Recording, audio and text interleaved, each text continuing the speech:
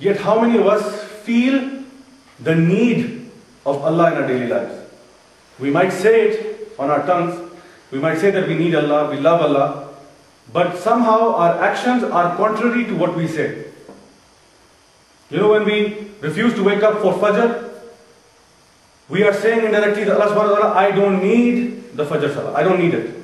I am happy without it, I can do without it. When you fail to pray Zohar, you're saying, I don't need Zohar, my meeting is more important, I don't need this. So you actually reject that. So your actions are speaking louder than your words.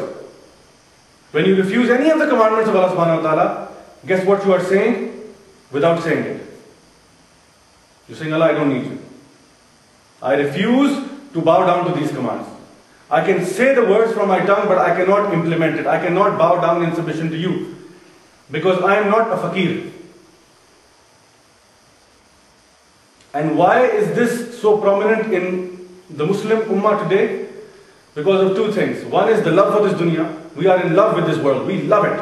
And the second is this massive supply of dose of secularism through the media. You don't need God. You are fully capable of running your own show by yourself. You don't need God. Nobody needs God. Let's remove God out of the equation. Let's move God aside. Business is business. Religion is religion. Keep it aside. Keep it locked up in your house. Worship on a Sunday, that's okay. But keep it away. God is not required in any of your daily affairs. This is what we do. You say that, be a good person, but keep Allah out of this. You can be a good person, be good to others, but keep Allah out of this. But the funny thing is, and the ironic thing is, how can you be a good person when you are not good to the one who provides for you? How can you even dare to call yourself a good person if you are not good to the one who created you? If you are not good to Allah, if you are rebellious to Allah, if you are rejecting His signs and His ayat, how can you call yourself good? And people say, I can be good in general as a person. Then think about this. Who are you going to ask for rewards on the Day of Judgment? Will you ask a UN ambassador for peace? That, sir, could you kindly hand me over my rewards? I've been very good all my life. I have not believed in Allah, but I've been very good generally. He cannot give you your rewards. Rewards only come from Allah subhanahu wa ta'ala. And if you have not been recognizing Him, then Allah will refuse to recognize you. That's how it is. So we are caught up in this love for the dunya, secularistic ideas that God is not required. Here we are, and we are living on with our lives, assuring ourselves every day that we do not require Allah. And what does Allah have to say about this? Allah subhanahu wa ta'ala mentions in Surah Al-Infitar, chapter 82, verse 6. يا أيها الإنسان ما غرك بربك الكريم. Now Allah subhanahu wa ta'ala is talking to insan. First it was nas, the plural. Now He's talking to just one man. He's talking to each and every single one of you. Oh man, what has made you careless? Allah is asking each and every one of us. Oh man, what has made you careless? What has made you deviate from the path of Allah? What has made you deluded about your Rabb?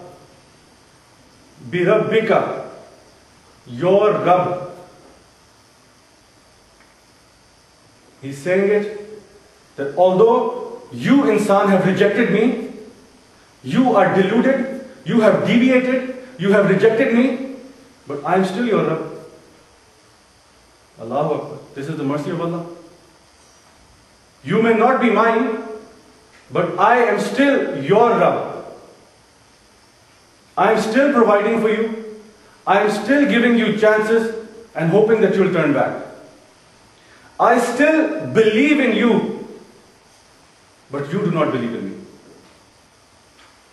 This is what Allah subhanahu wa ta'ala is saying. That, oh you who does not believe in me, who has deviated, who has gone astray, come back to your Lord.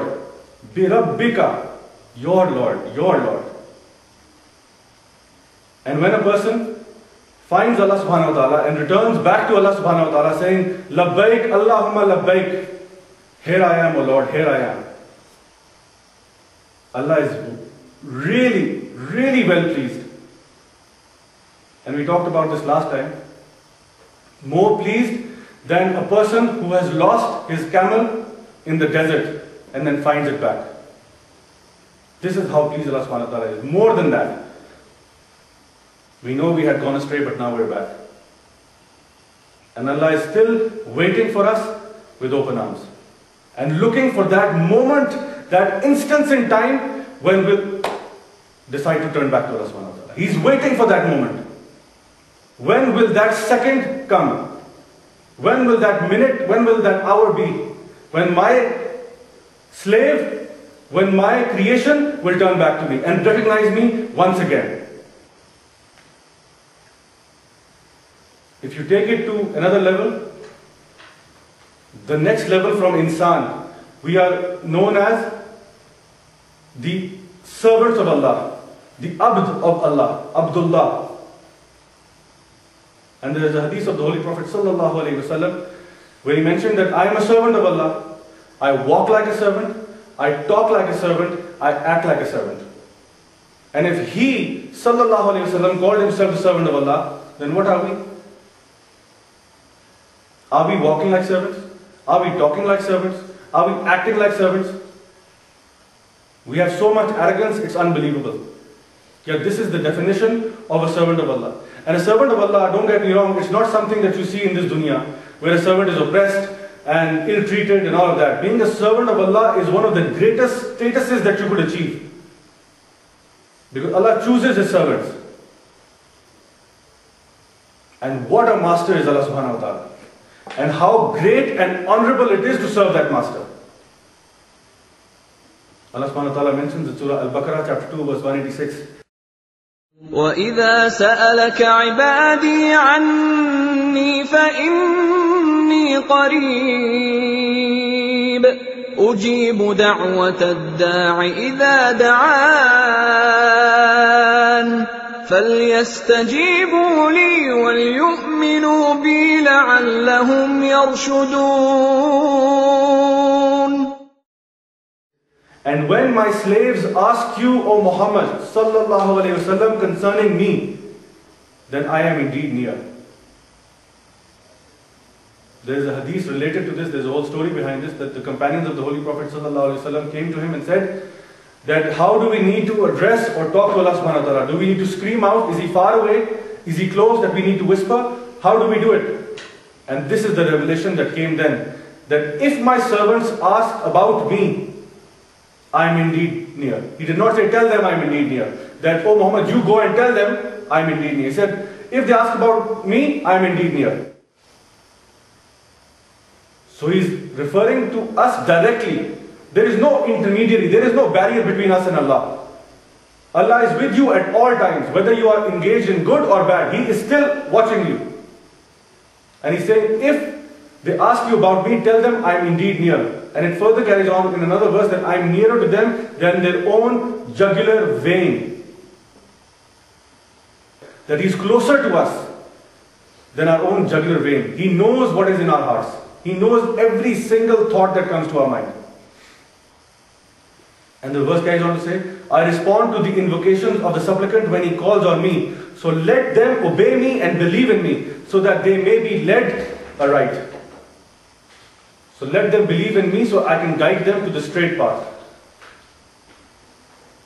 And then in Surah Dhariyat chapter 51 verse 56, Allah subhanahu wa ta'ala mentions, وَمَا خَلَقْتُ الْجِنَّ وَالْإِنسَ إِلَّا لِيَعْبُدُونَ.